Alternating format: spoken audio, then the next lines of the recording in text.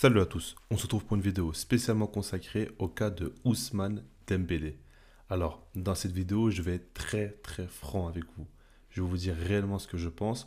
Alors, je sais très bien qu'il y a beaucoup de gens qui aiment énormément Dembélé, beaucoup de gens qui m'attaquent sur les réseaux sociaux dès que je parle en mal de lui. Je sais très bien comment ça se passe, mais je m'en fous clairement de tout ça.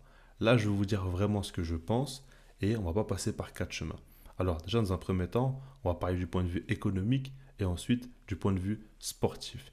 Et je vais vous dire très clairement pourquoi c'est une excellente nouvelle pour le Barça que Dembélé quitte le club. Alors évidemment, déjà attention, ce n'est pas fait. On parle du fait que le PSG est fortement intéressé, mais le joueur, il ne faut pas non plus oublier qu'il avait fait une déclaration comme quoi il aime le Barça, qu'il rêve de gagner des champions avec ce club et qu'il veut rester. Maintenant, son agent, lui, il veut plutôt partir. On sait très bien qu'il veut prendre de grosses commissions, etc. Donc là, c'est encore autre chose et on verra comment ça va se passer. Rappelez-vous aussi du fait que Laporta a parlé publiquement de Dembélé où il a fait comprendre qu'il n'y a plus de prise de tête à avoir et qu'il faut que les choses soient claires et que le Barça sache où aller avec le joueur parce que souvent ça part un peu trop dans tous les sens. Et donc ça, il faut quand même le prendre en compte. Maintenant, je ne dis pas que c'est fait, qu'il va partir, mais c'est fortement possible. Maintenant, du point de vue économique, il faut aussi prendre en compte le fait qu'il y a une clause libératoire qui est valable durant le mois de juin et de juillet pour 50 millions d'euros et qu'à partir du 1er août, cette clause passe à 100 millions d'euros. La petite subtilité, c'est le fait que 50% du montant de la clause va donc pour l'agent et le joueur et donc 50 autres pour le Barça. Ce qui fait que déjà, donc c'est important de le prendre en compte, que le joueur est gagnant si jamais un club paye la clause, c'est favorable pour eux économiquement parlant, et donc si jamais ils veulent quitter le club, ben, ils vont essayer de partir en étant payés par la clause. Maintenant le truc c'est que le PSG évidemment, eux, il leur reste quelques petits jours pour payer 50 millions d'euros avant que la clause passe à 100 millions d'euros. Et à partir du mois d'août, s'ils veulent encore le joueur, il faudra certainement négocier avec le Barça s'il ne veut pas payer 100 millions d'euros, ce qui est quand même assez énorme. Et ça, il faut le prendre en compte, ça fait que les négociations, en fait, soit ça va se terminer très vite parce qu'ils vont vite payer les 50 millions d'euros avant la fin du mois de juillet, soit ça va tarder, ils vont négocier avec le Barça, etc. Et là, on ne sait pas qu'est-ce qui va se passer.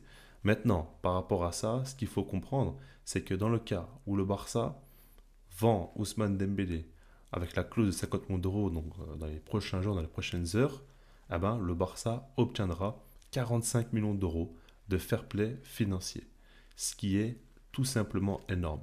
Pour ceux qui ne s'en rendent pas trop compte, dites-vous que le Barça pourrait signer un top joueur pour 100 millions d'euros avec un assez bon salaire juste pour remplacer Dembélé. Alors c'est assez compliqué, on va faire les calculs, etc. Mais c'est pour vous donner un ordre d'idée par rapport à ça. Donc économiquement, le Barça se mettrait très bien.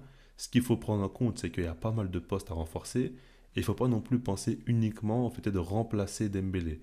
Évidemment qu'il faudra recruter un joueur, ça c'est sûr et certain, mais le Barça a plusieurs postes à se renforcer.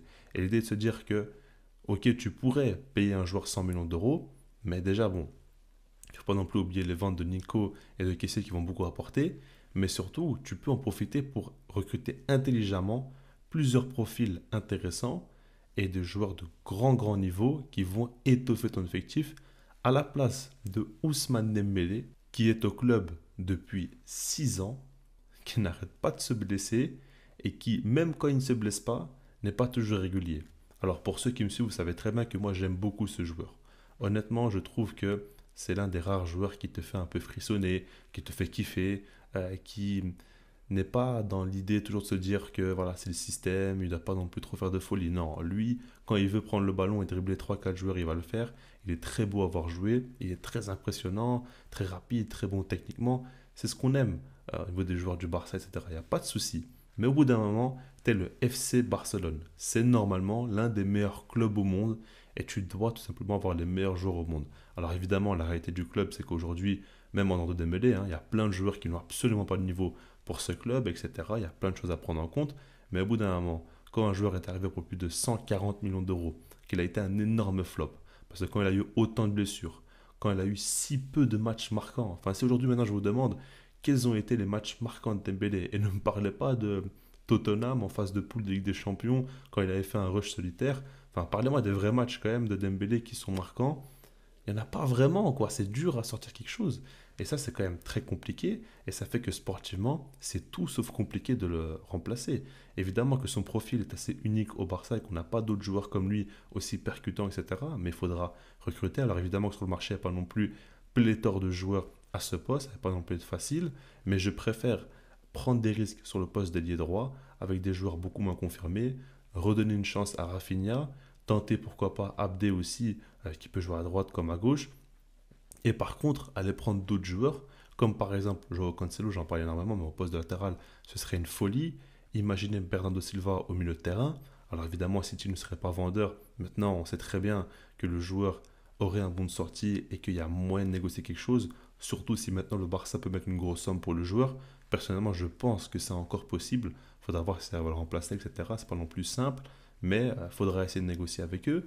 Et par rapport à ça, tu pourrais te renforcer, mais d'une manière assez folle, en ayant des joueurs confirmés qui vont t'apporter et qui t'apportent surtout des certitudes. Ce que Dembélé n'a jamais apporté au Barça. Il apporte de la folie, il apporte de l'extravagance, etc. Mais la certitude ne l'apporte pas. Donc aujourd'hui, tous ceux qui veulent que Dembélé reste sont simplement des gens qui sont fanatiques de lui, ce qui peut se comprendre parce que c'est un joueur super beau à avoir joué, mais qui ne pense pas au club. Si tu penses au club, tu dois vouloir le départ de Dembélé. C'est aussi simple que ça. Et croyez-moi, c'est un joueur que j'apprécie et que j'aurais vraiment voulu voir réussir au club. Je trouve que c'est un type assez cool, assez marrant, un type surtout sur le terrain qui a un profil ultra intéressant que j'apprécie énormément. Mais c'est pas ça le football. Il faut quand même voir plus de choses que ça. Et il faut, quand tu es au Barça, être déjà plus décisif, mais surtout plus régulier, plus constant. Et ce n'est pas le cas d'Ousmane Dembélé et ça n'a jamais été le cas de ce joueur. Donc voilà, s'il doit partir, qu'il parte, mais que le Barça se renforce bien derrière, évidemment. Et dans ce cas-là, le club sera évidemment gagnant. Et puis, un dernier truc, ça, j'ai toujours tendance à le dire, si un joueur est prêt à partir, il faut le laisser. Parce que ça sert à rien de forcer des joueurs qui ne veulent pas forcément jouer au Barça. Après, c'est pas forcément le cas de Dembélé parce qu'il a dit publiquement qu'il veut rester au Barça, etc. Mais dans l'idée, si un joueur est hésitant et si surtout, par exemple pour Dembélé, on voit que limite chaque saison il y a des feuilletons sur sa prolongation ou non, etc. Bah, qui partent et qu'on ait des joueurs qui veulent à tout prix rester et qui sont prêts à faire des efforts pour le club, c'est tout ce qu'on recherche, tout simplement.